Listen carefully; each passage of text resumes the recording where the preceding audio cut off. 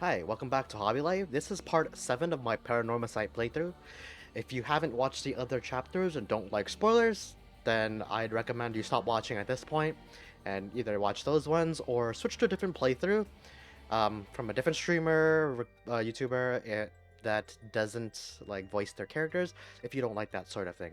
If you don't mind me voicing all the characters and listening to my theories or just random nonsense, then thanks for sticking around. Last time we played in part 6, we sort of finished the first night. Um, so we were able to avoid Mio's death by essentially not telling the janitor that she was still inside the building. We directed him towards Jinochi, the teacher, upstairs instead, and then we found him in the morning, dead by bruises, similar to how Michio died. In the detective storyline, I honestly can't remember what we did in that one too much. Oh well, we talked to the other teacher, Mr. Araishi, and we talked a bit about his involvement or like his, I guess, he started the whole occult, I guess, craze. And we also figured out that he had a curse stone, so we ended up taking it from him. And Harue's storyline, we didn't do much. We just went home. So um, now we're investigating in the daytime. I don't know whose story I'll play today, but last we wait, we didn't finish like an actual block last time. We stopped in the middle of Yako and Mio's route, so we're gonna continue from there. Yeah, so yeah, we just finished talking to Hitomi about the officer that was nice to her, and we also talked about the teacher and what he was up to. He had blackmail over Michio. So we've already checked out the school, so we're probably gonna check out these other places. Let's just go uh in terms of if I was actually these characters, I'd probably go to the places that were closest first. So let's go to the bridge first. Yakko Sakazaki, 9 a.m. Komagata Bridge. And I gotta say, I really like this visual style of this game. Just like whenever they do these types of pan arounds. And so, also, I realize that the closer I record to my mic, the more plosives register. So I'll have to make sure I'm comfortable sitting this far away from the mic. But sorry if I do lean in if it gets too loud. Mio Kurusuzu and Yako Sakazaki decided on their next location to investigate. Huh. So that's all I needed to do in the in the last playthrough. I just had to go to a location. If only I knew that. Okay, so we'll go Tetsuo's then, because it seems like I'm gonna at least we'll probably just finish every red marked one and then come back and figure out which one actually needs work. Hajime Yoshi's death, Nejima's threat of mass murder. The problem is just, oh yeah, that also happened in the last one. Nejima called us on the public payphone, pretty much told us he was behind everything. I don't buy it just yet, but he's threatening Tetsuo's daughter, which I'm pretty sure is Yoko. Problems just pile up, putting the detective's goal of collecting all the curse stones in jeopardy. Tatsumi leaves Erio to handle the investigation while he catches a quick break. Actually, that leaves a question then. Um, if Shogo died, was he the curse bearer at that point, or did Yoko become the new one? Tetsuo Tsutsumi, 9 a.m. Kinchibori Park. So yeah, this is where Shogo died. Sorry for the wait, boss. I managed to gather some information. Took you long enough. Things at the station were pretty hectic, but I managed to get some info. Let me fill you in. Thanks. The floor is yours. Okay, looks like this is gonna be a big lore dump. A total of 3 mysterious deaths were confirmed in the area, including the one in this park. So let's start with that one. The young man we found here. He's been identified as Shogo Okie, 25 years old, a regular old office worker who worked around here. He died of asphyxiation due to water in the lungs. He drowned. Okay, I don't think we've met the person who carries out yet. He drowned in the middle of the park. That's not possible. It's gotta be a curse we're dealing with here. About that, boss. Isn't this park associated with one of those 7 mysteries too? I think it was the Whispering Canal. That's right, the Whispering Canal. It does seem like there'd be a link between a canal and death by drowning, don't you think? Sharp thinking, Ariel. You're starting to get the hang of this. So let's assume they're related. What's next? Before that, the body of a woman was found behind a residential complex in Kamezawa. This is probably a darkness one. The victim has been identified as Tawako Hayashi, 29 years old. She was an office worker who lived on her own in the area. As for the cause of death, well, yes. The entirety of her body was crushed by some kind of strong external force. No murder weapon was discovered in the area, but considering the way she was found, we're looking for something large, flat, and heavy that could have crushed her in one fell swoop. Geez, that one sounds like the worst one. Hang on, are you saying she was stepped on? Meaning, would it be the foot washing mansion? Haunting? Yeah, exactly. Crushing is the foot washing mansion's modus operandi. The place the body was discovered is also known to be related to the 7 mysteries. Oh, so this is the person, Namigaki killed. Yeah. Then is this Namigaki's doing? Shit. I knew he'd used it. Judging by the amount of soul dregs, the victim was just a regular person, not a curse bearer. Guess we should report this to Paranormal Affairs. Got it. And as for the third victim, he was identified as Kohei Jonochi, 32, a teacher at Komagara High, who was found in the school's courtyard. The cause of death appears to be external trauma from a fall or heavy blow. The impact crushed his arms and legs. Since he was found in the middle of the courtyard, he couldn't have fallen from the gymnasium or the main building. A teacher dying at school. And not just any school. Komagara houses one of the 7 mysteries. I think the school one was the Fool's Procession? Right. It's where the Fool's Procession is. Supposed to be. It's too big of a coincidence. We can't rule out the possibility that this death was also the work of a curse. I see. Either way, it seems all 3 victims can be tied to the 7 mysteries. There's probably a curse bearer at the center of it all, pulling the strings. But you've got a point. All these strange deaths do point in one direction. That's right. And Hajime's case wasn't all that different either. He also died of mysterious causes in a place connected to the 7 mysteries. Problem is that the timing doesn't match up. He died before the curses were activated. Could he have been hit by a different curse? One that didn't have anything to do with the 7 mysteries? That's a thought, but if that were the case, we'd be dealing with a powerful practitioner. One who could pull off a curse like that without using a curse stone. There aren't many people in this day and age who could do something like that. Oh, really? I see. I don't know too much about that stuff. I'd be more surprised if you did. Well, looking at these deaths, it seems like many of the curse bearers acted last night. But we can't rule out that there were more killings from which the bodies haven't been found. Oh, wait, that's Sumi's. I feel like I'm gonna keep doing that tonight. Yikes, I hadn't thought of that. But there is one silver lining. Judging by my own curse stone, it seems that the curses can't be activated while the sun's out. Oh, that's great news.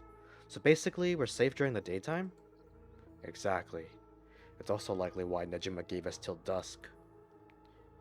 He must have known the curse stones couldn't be used during the day. Either way, we got nightfall to settle this. It's time we fleshed out the other curse bearers. Aye aye, boss. Let's do this! At the moment, we only know the identity of 4 curse bearers, you included. Yutaro Namigaki had the foot-washing mansion, and Hideki Araishi had the ever-burning lantern. We've got both of their curse stones. And then there's Nejima, who claims he has the one-sided read. Yeah, that about sums it up.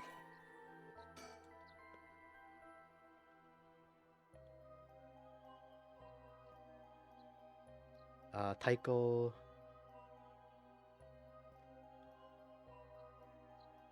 Well, I mean, I guess this is what we know and not what they know, huh? We better figure out who the remaining 5 are, quick. How should we go about looking for them? There's no point searching blindly without a lead. Let's focus on other things for now. Tracking down Nejima may lead us to the other curse bearers too. Either way, he should be our top priority. He could do some real damage if we don't get him. I also want to look a little more into Yoshimi. I've got a feeling there's some connection there. Aye aye, boss. Sounds like we've got our work cut out for us. I asked around Sumito's Community Safety Bureau, where Yoshimi was stationed. It seems like he was investigating the apparent suicide of a girl named Michio Shiraishi. Oh yeah, I heard about that. He was trying to determine whether it really was a suicide. Looking into the height of the building, the force of the impact, her wounds, all that. He must have suspected some kind of foul play, because he ordered a full investigation. But it had already been deemed a suicide, and his superiors told him not to go stirring things up. Huh. What was the evidence? Well, according to a report I found on his desk last night, the body was found at the foot of a building a ways from the road. There was no evidence of vehicular collision, so it was ruled a suicide, but he thought there was more to it. Yes, a truck or a flat-faced vehicle traveling at high speeds could have inflicted similar damage. In other words, sometimes a traffic accident can look an awful lot like a fall. So there is a chance it wasn't suicide.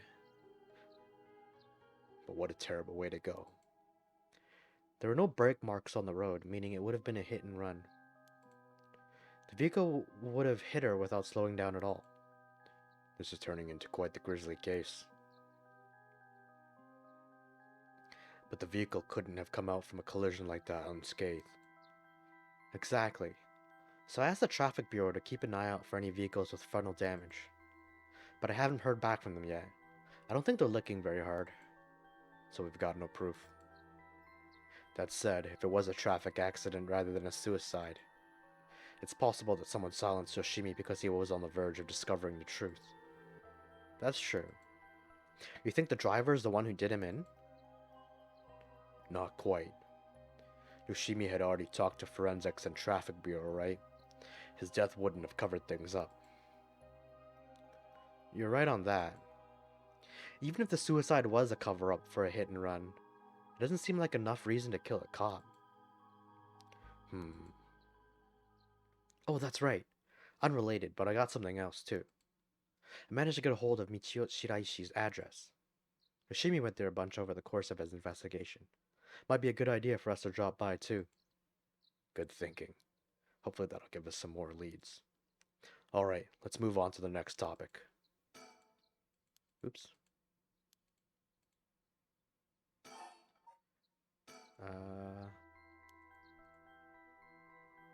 Okay, I thought I was going to repeat the same info, sorry I didn't read that.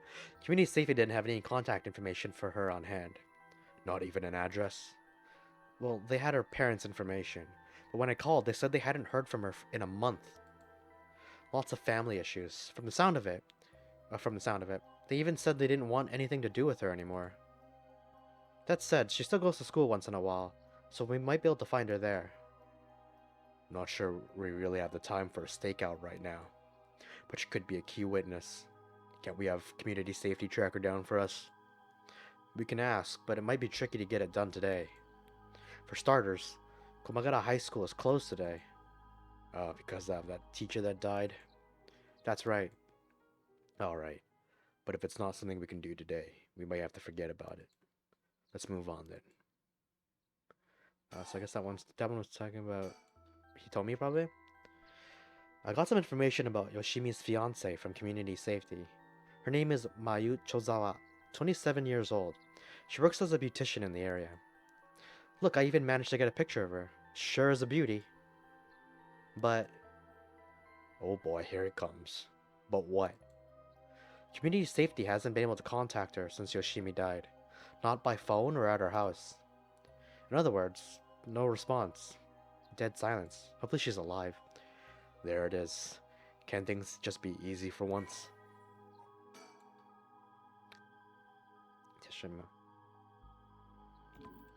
Either she's dead or she's a suspect. It's definitely starting to look suspect. A crime of passion, perhaps?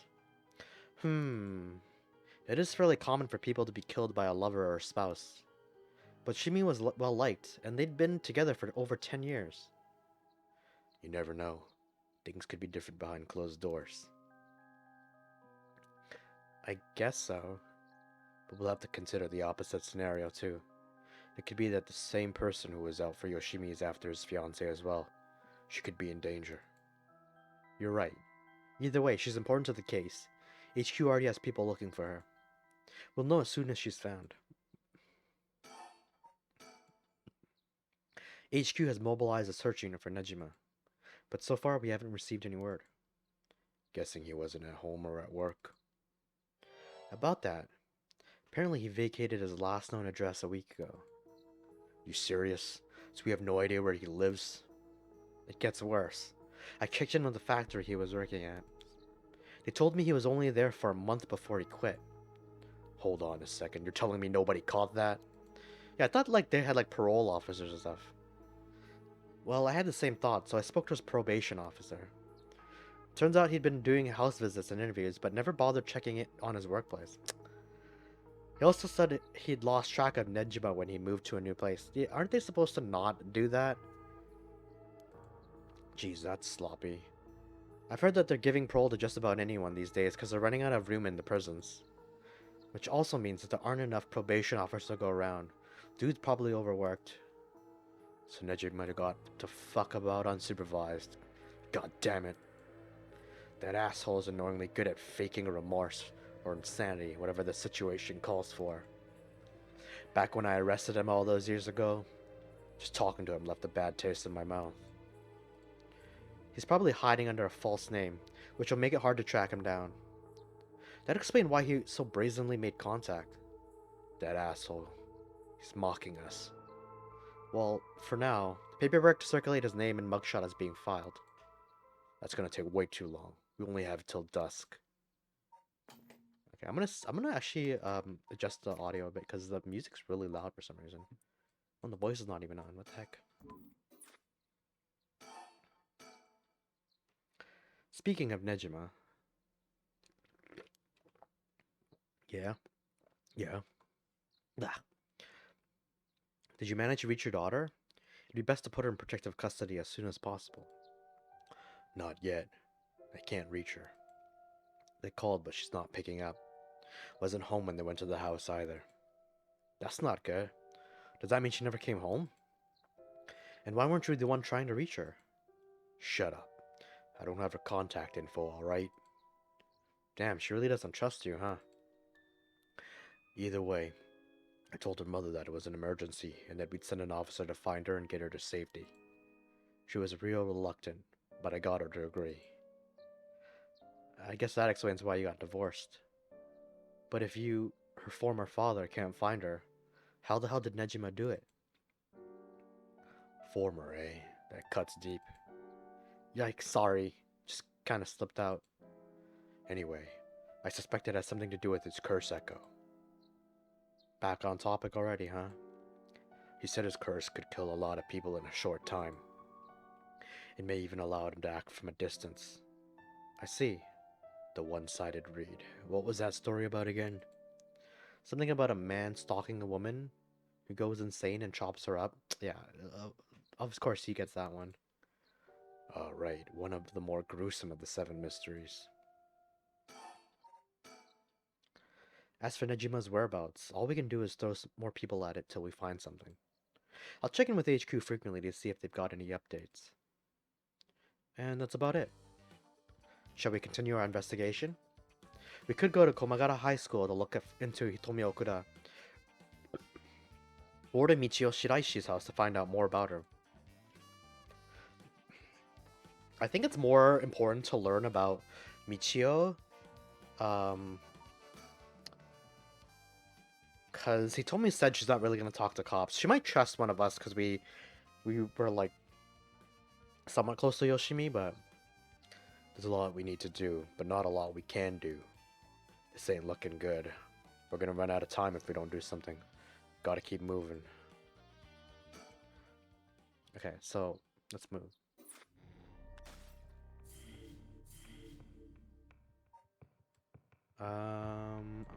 I guess I'll try going back to that one after. Okay, let's do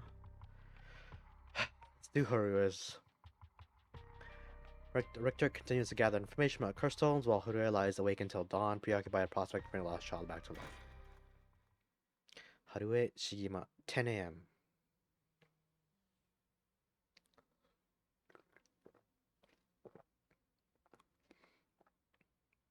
Shigima Mansion.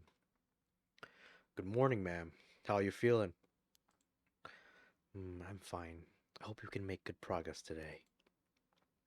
How's your curse stone looking? I haven't felt anything from it since sunrise. Interesting. It's possible that its powers can only be unleashed at night, then. That aside, why are you so late this morning? There are unfortunately some things that can't be investigated while the world slumbers. But I did get some research done in what limited time I had. Very well, let's talk. By the way, there's something I wanted to talk to you about. And what's that? Our current plan is to steal a curse stone that's already absorbed soul dregs, but I'm wondering if it would suffice to not steal, but instead negotiate with the curse bearer and have them use the right for our purposes? Oh? I mean, I suppose that would accomplish the same. But do you think it's possible? So long as we offer compensation, it may prove much easier than you'd expect. Compensation? Cash, for instance. That wouldn't be off the table for a family as rich as the Shigimas, would it? Of course. Why, any amount would be fine if it'd get the job done. I won't let monetary matters lead me to regrets the way it did back with the ransom. Okay, with that option on the table, let's figure out our strategy. Do you have a curse bearer with whom we can negotiate in mind? Not yet. Surprisingly, it seems the other curse bearers haven't been that proactive about collecting soul dregs. Surprisingly? I thought it'd be unsurprisingly. Or sure, maybe okay, looks like he's being sarcastic. Did you see the news this morning? No, I haven't. Overnight, 3 mysterious deaths were reported in this area. They've yet to announce the identities of the bodies found, but they've been nicknamed the Honjo serial killings. It's garnered quite some attention on the streets. Oh my. Only 3? That's what I thought. Even if the victims were curse bearers, just 1 or 2 wouldn't be enough soul dregs. And for what those curse stones are capable of, a mere 3 victims seems a little on the low side. With this little activity all through the night, the curse bearers must be a cautious bunch. What's holding them back? Are we not all after the power of resurrection? There may still be some undiscovered victims, but it doesn't seem like anyone has gathered enough soul dregs yet. We might have to set up some bait to spur them into action. And then offer them the deal? None of the curse bearers seem very proactive. What if the situation could be what the mastermind who kicked it all off intended? Now that's an interesting theory. You think there's someone behind this all? You mentioned hearing an agonized voice telling you to kill when you first obtained the curse stone. That doesn't sound like a coincidence to me. Someone agitated the curses in this area on purpose, and they are likely after the rite of resurrection as well. So you're thinking this person is not one of the curse bearers? You've got a sharp mind, ma'am. Though it might seem obvious for the mastermind to become a curse bearer and collect soul dregs if they were after the rite. This would be very risky, since as a curse bearer they would themselves become a target. So it'd actually be more convenient for them if the curse bearers moved less aggressively? That's right. But despite that, they've been inciting curse bearers to commit murders. Why? Let's consider this. What if the mastermind isn't trying to collect soul dregs themselves? You mean their intention was also to steal the souls while the other curse bearers compete with each other from the start? Sitting back and observing from the sidelines is a safer course of Sitting back and observing from the sidelines is a safer course of action, which is why I figured it best for us to attempt the same strategy. So how should we do it? There's still reason to suspect the mastermind could be a curse bearer themselves. To be honest, I want to keep my distance from whoever it is. There's no telling what kind of power they might possess. Whether our aim is to negotiate or steal, we'll have to outpace the mastermind in making contact with the other curse bearers. How do you suppose we do so? At this point, all we can do is search. If there's a mastermind inciting the curse bearers to collect soul dregs, can we be sure there even is a Karate Resurrection? Good question. The rite could be nothing but a myth fabricated to spur the curse bearers into action. Seeing it might be for naught. Do you want to give up, ma'am? Never. Understood. After all, we'll never know the truth unless we see it for ourselves. But we'll do it without using the curse ourselves. By the way, I met a few people who seemed like potential curse bearers last night. I did some investigating into all of them, but I only managed to get detailed information on 2. You're quick. I suppose that's to be expected from an investigator extraordinaire. I appreciate the flattery. First, there's Ayame Tono, the girl we talked to before, though she isn't a curse bearer herself. She's a student attending T University of Art. She currently lives alone in an apartment near Midoricho Park. You even determined her address? Not one to be underestimated, Mr. Investigator Extraordinaire. I called every single university with ukiyo-e in the curriculum, pretending to be her parent. I went around to check on her place on the way here. It doesn't seem like she returned home last night. I'm worried she might have run into some trouble. Didn't you attempt to follow her last night? I'm embarrassed to say, but I couldn't. She shook me. I couldn't keep track of her. And here I thought you were an investigator extraordinaire. I wish everyone would stop saying that. It's so hard to say. I'd like to learn more about her, but it would take some time. She's planning to steal the curse stones just like us. It's best we act carefully around her. Next is a tall man who was dressed in black. It's probably the dude who, tried to talk to Shogo. I met him near Kinshicho Park. Kinshicho. He stood out with the way he dressed. I managed to get some good information from him. Impressive. What can I say? He works as a secretary of Hihaku Soap's chairwoman. I believe his name is Takumi Yumioka. The Hihaku Soap's headquarters and factories are both located in Honjo, correct? Yes, they've been here for a while, but it's only in the past 10 years that the company has shown significant growth. I remember seeing the chairwoman on the news a few years back. She seems to be very shrewd. With the increase in sales, I'd assume she'd want her factories running at full capacity. But with the harsh restrictions against industrial waste, a lot of the factories with older equipment had to be shut down. That's right. Even 10 years ago, there were many complaints about chemical plants dumping waste into the river. Most companies back then were more concerned with making a profit than protecting the environment. I mean, they still are. They only really do it for the image now, being environmentally friendly. I wonder what a man working for such a company would have been up to in the middle of the night. On the way here, I stopped by the company's headquarters, but they hadn't started for the day. I should have better luck later. Let's hope you will. Perhaps they're interested in seeing if the rite would be beneficial for their product research into beauty and skincare? Ha! That's an interesting thought. Man, Harue is so cute. I ran into one more suspicious young man last night. This one seemed to be out collecting soul dregs, right? Indeed. I couldn't get a good look at him though, and I couldn't gather enough intel to properly identify him. I bet you they made this guy look like this so that you wouldn't be able to tell the difference between him, Jinochi, and Araishi. Well, that's a shame. But I can make an educated guess. Actually, it could even be the janitor, like this hairstyle. Oh? You know that researcher who discovered the ancient text on the rite of resurrection? The one that lives near here? His name is Hideki Araishi, and the man I met was very similar in stature. Oh my, even he is involved? How awfully suspect. Considering his background, couldn't he be the one who initiated the whole affair? I think it's possible, yes. Which is why I decided to refrain from making contact with him for the time being. Safety first. Understandable. Of course, I want to learn more, but this isn't the right time to focus on him. So much information on curse bearers. This is definitely an info dump still. I prefer to ascertain who else is a curse bearer.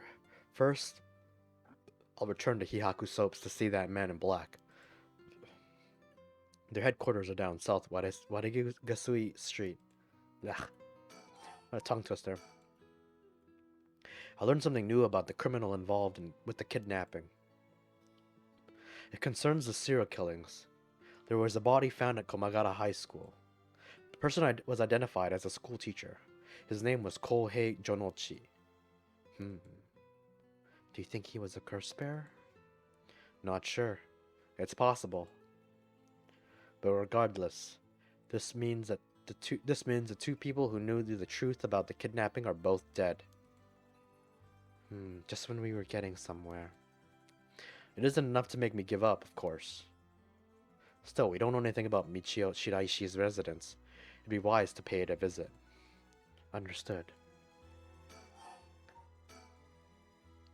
In addition to the 3 victims associated with the Honjo serial killings, there's Michio Shiraishi, who reportedly committed suicide, and the police officer who died at the former Yasuda Gardens. If strange deaths continue occurring like so, they're bound to inspire strange rumors.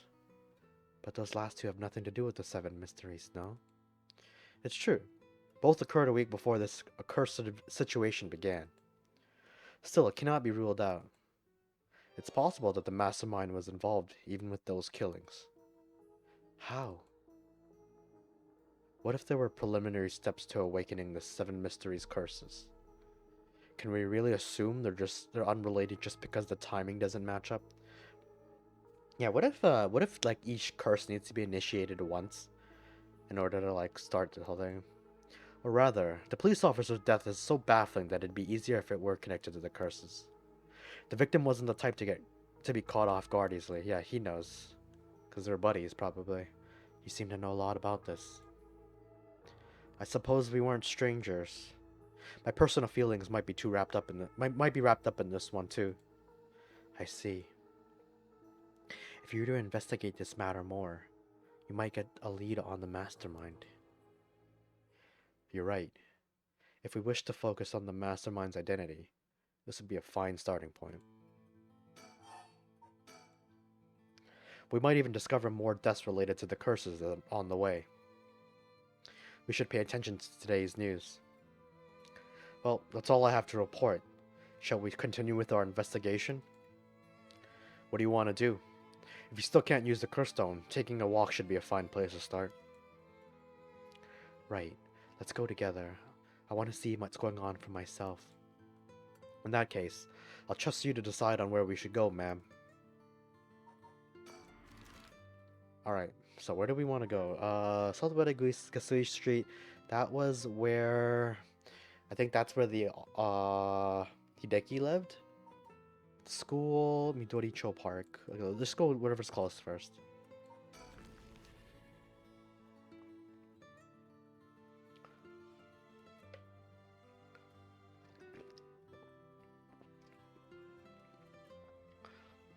Oh no, this is where the Hihaku Soaps was, right?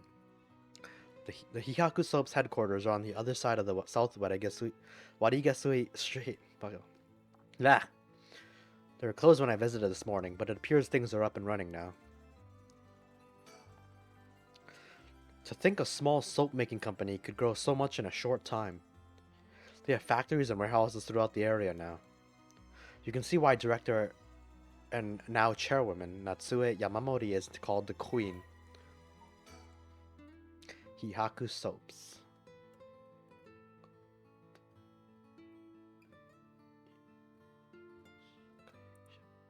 Chemical producer that ranks 4th largest in domestic detergent market, 7th largest cosmetics. 1946, utilized well-timed economic boon. Crowded. Particular stash also mining.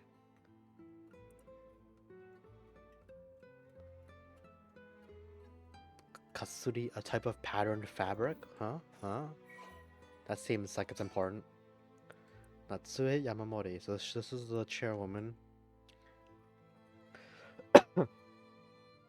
Strange and magical abilities. Witch of Hihaku. Textile factory. Factory destroyed by fire. Ordered to rework the fabrics. Something more suitable for blue collar work.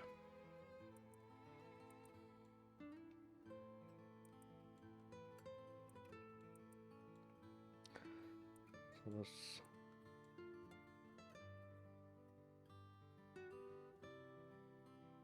TV. Okay. You mentioned that Takumi works as her secretary? That's right. That's correct. Do you think it's possible he's acting on her orders? That's exactly my thinking. The curse bearer with both money and power could certainly look at resurrection as our next prize. Negotiating with a person of that stature may prove difficult. First, I need to confirm whether Takumi is the man I ran into last night. Then I'll be able to determine if he's a curse bearer. It'll be better if I go inside the headquarters alone. You should walk around. Visit a cafe for some tea, perhaps?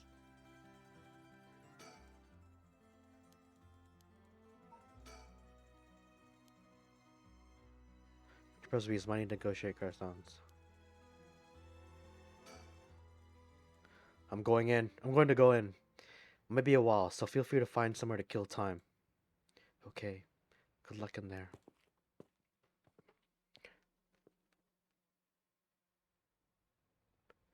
Sorry to keep you waiting. How did it go? I'll fast forward to the conclusion. I met with Takumi. There's no doubt he's the same man I saw last night. But it doesn't seem like he was a curse bearer. But that doesn't mean he has no connections to the recent curses. He knew about the 7 mysteries. He even guessed we have a curse stone of our own. We? Did you talk about me? Excuse me?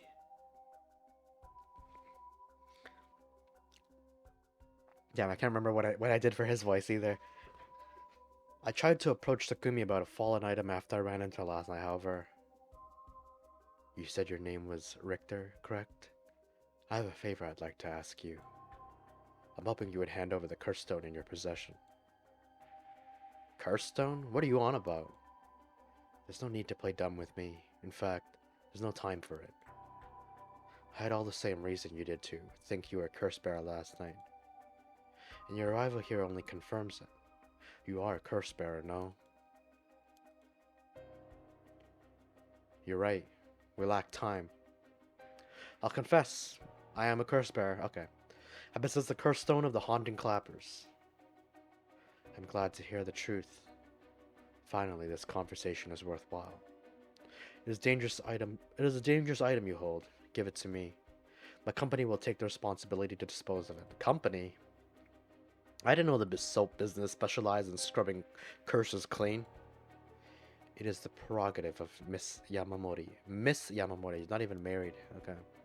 Is that so? Assuming you've obtained the curse, you understand the power it involves, no? Miss Yamamori possesses supernatural powers akin to those of a god. She also has a deep love for this land, having transformed it from the pile of dirt it once was to the home of our headquarters. She cannot stomach the fact that it's now the site of these curses run rampant. So if you're telling me the Queen of Hihaku is a real-life witch, she wouldn't appreciate being called that, mind you. There's a sorcerer by the name of Suigen Gamyodo who's gallantly working behind the scenes, exorcising spirits and the like. Go on. That being so, there have already been instances of the dead coming back to life.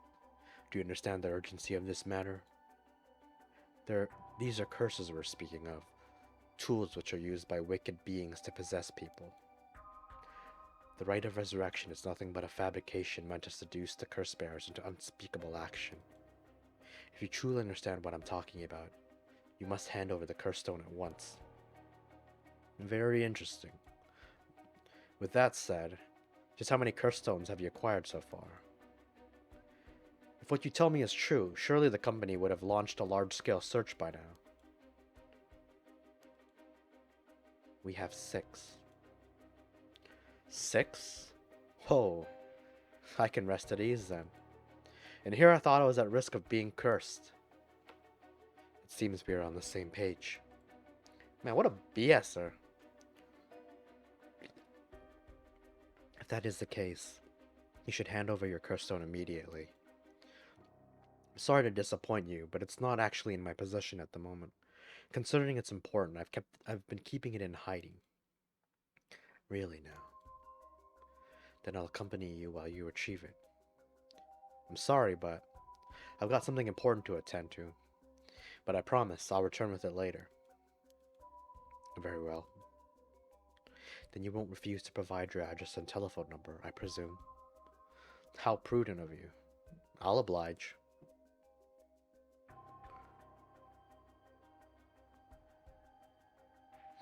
And that's how it went. So they aren't after the right after all? I wouldn't be so quick to trust them. Oh? I believe we're dealing with a master in deception. A master in deception. He may well have made up a story to convince us to part ways with our stone. I think he was lying about having procured 6 curse stones as well. Like, really? 6? That's excessive. Well, now I feel gullible. The company's plotting something. I wonder what they mean to do with the curse stones. He seemed rather desperate to get a hold of ours, despite us not having collected any soul dregs. Perhaps the people at Hihaku are the masterminds behind the curses being unleashed. My nose is so itchy right now. Because the chairwoman's a witch? I wonder about that too. If she really were that powerful, would her secretary have divulged that information so casually? Takumi was either making it up as he went, or he's trying to spread a rumor. For what purpose would he do that? Recently, people have been caught up about the occult more than ever before. If word spreads like that, Higaku's chairwoman has godlike powers. She could very well benefit socially and politically from that mystique. That's unsettling. By the way, there's one more thing of interest I heard while in the company's reception lobby. And what's that? People were discussing whether one of the bodies found this morning was that of a Hihaku employee. Really? So long as the officials haven't revealed the identity, it all amounts to no more than speculation, though. Despite that, I've reason to believe Hihaku Soaps is deeply involved with the 7 mysteries. At the very least, I can assure you I've gathered that much. The more we know, the better our negotiations will go.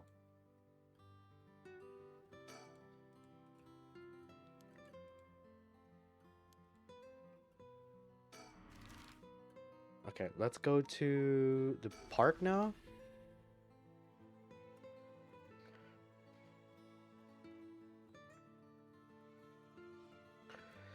We're here. This is Midoricho Park. Ayame Tono lives around here. She wasn't in her apartment when I dropped by this morning. Wonder if it's worth checking again. We won't get much done standing around here. Why don't I go and check out Ayame's apartment? You don't mean to speak with her, do you? No, I'd prefer to get an idea of what she's been up to. I'd like to see whether she's been home or not, just to potentially get a trace on her movements. Then be my guest. Okay, I shouldn't be long.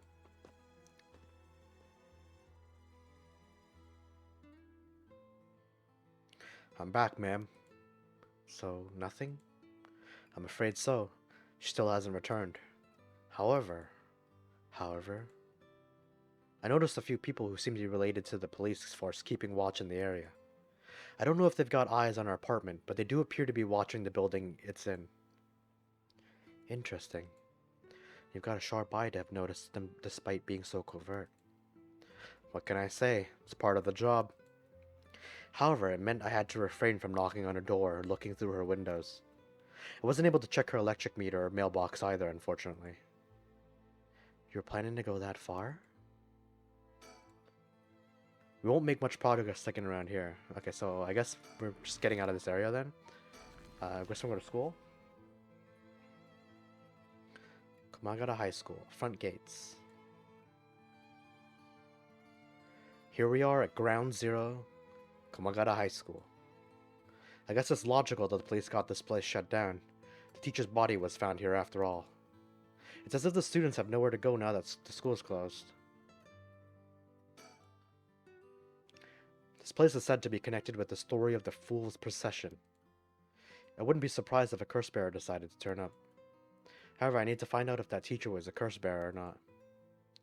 I expect the police to be baffled, since they don't know about the curses. Oh, you couldn't be more wrong. I can ask around and see what the students have to say. Alright, I'll go ask the students about Michio.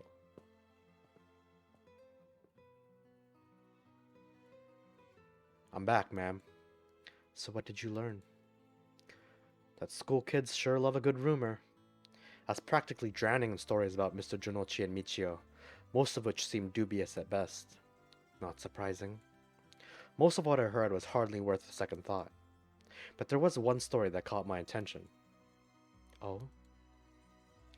Some believe that Michio is the one who killed Mr. Jonochi. Really? The story's got two pieces of evidence to back it up. One of them wasn't news to me. Apparently he's been mumbling that Michio was going to kill him for some days now. A fellow teacher overheard his mumbling and told the students. And then it spread like wildfire, I suppose. Rumors that juicy don't stay a secret for long. As for the other piece of evidence, a pigtail girl in her school uniform was seen around school late last night. I wonder who told him. Go on. Although numerous people claimed to have seen the girl, not one of them saw her face. Some were proposing it was Michio brought back to life or that it was her vengeful spirit. But it's not like Michio's the only high school girl to wear pigtails. This rumor might have been made up just to fan the flames. But if it were true, I'd want to get a hold of her in order to hear her side of the kidnapping. If she's alive, that'd be ideal. There's still one more thing I should mention. I discovered where Michio lived. A student had a list of student addresses on hand. What? That seems terrible. Or weird. That's an amazing find. I believe all the students actually have a copy of said list. It truly worries me how easy it was to obtain what should be confidential information. Imagine what would happen if that information got into the wrong hands. Yeah, so that means that the teachers would have had easy access to it too. So would the janitor. Well, so far it hasn't, no? Sure, let's hope it stays that way. In the meantime, it's not possible for us to visit Michio Shiraishi's house. Alright, I guess...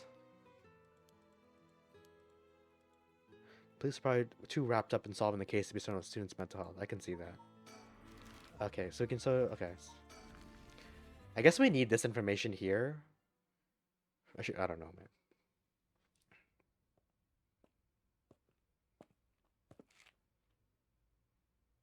How'd it go? I went to visit Michio Shiraishi's family home, however. No one seemed to be there. I got no answer at the door, and all the lights were out. It seems to have been empty for a while now. There was a stack of newspapers out front. Social connections run deep in working class areas like this place, so I decided to talk to the locals. I met a few nice old ladies who were kind enough to give me the scoop. Turns out the Shiraishi's reputation really went down in dumps this year. Down the dumps this year. Is that so? I'll give you the quick summary. They moved here about 3 years ago. Their previous residence was in a better part of town. Michio's father died in a car accident, leaving behind just the two of them. Michio's mom, Toshiko, now a single mother, relocated here. At first, they got along with their neighbors, many of which were in similar situations, helping and being helped in turn. Blah, I'm starting to get tongue twisted here. So far, so good. What happened?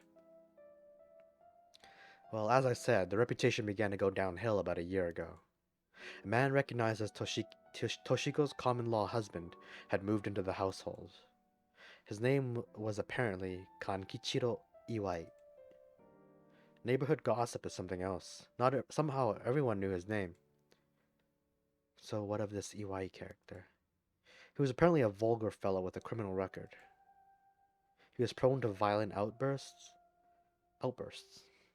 The neighbors often heard screams and shouting coming from the home. The neighbors took particular notice of Toshiko's screams, pleading with him not to hit Michio. That's terrible. As if that wasn't unsettling enough, every night the neighbors also began to hear an eerie chanting. Through this, the shiraishi standing in the neighborhood plummeted rapidly. Maybe she's doing occult stuff. Toshiko was often seen covered in bruises and wounds. She stopped responding to her neighbors. She would just turn the other way when greeted. They kept their storm shutters closed even during the day, and effectively shut themselves away from the entire community. That sounds horrible. Why didn't the police do something? Why didn't the police step in and do something? Unfortunately, under our current laws, the police aren't allowed to get involved with domestic disputes. That's awful. And then Michio reportedly killed herself. Things only get worse with the Iwai, and Toshiko was admitted to the hospital for physical and mental abuse. Ever since, Iwai hasn't returned to the home. Many locals expressed sympathy for Michio's circumstances, but just as many were fed up with the Shiraishis entirely and seemed relieved that things finally quieted down again. It seems that they were still considered outsiders even after 3 years of living here. I don't understand it. Why would Toshiko have gotten involved with such a brutish good-for-nothing in the first place? I've heard many stories where one's partner's personality does a complete turn after entering a relationship. After her first husband's death, Toshiko's final situation had also taken a turn for the worse. She was determined to send her daughter to a good high school. It's possible she fell victim to sweet promises. Life can be tough, I suppose. You don't seem moved by the story, ma'am. That's fine. People have all kinds of stories.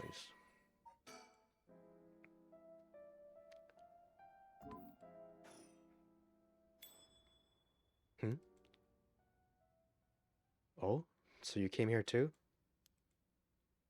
What is it? Ah. Could you repeat what you know one more time for me, Richter? Oh yeah. I guess, oh, yeah, I guess these two parts match up. Alright, I'm gonna call it there for today. Huge info dump. Honestly, I need some time to process all this. This is probably gonna happen more because as we learn more about characters, because they're introducing a lot of characters quickfire right now. So as much as I love to learn about it, there's gonna be a lot of like dialogue for me to read. Anyways, sorry for cutting this one so short. The last one did run a bit longer though, so I didn't want to spend so much time on it this time. Thanks again for joining me, and I'll see you in the next one. Have a good one.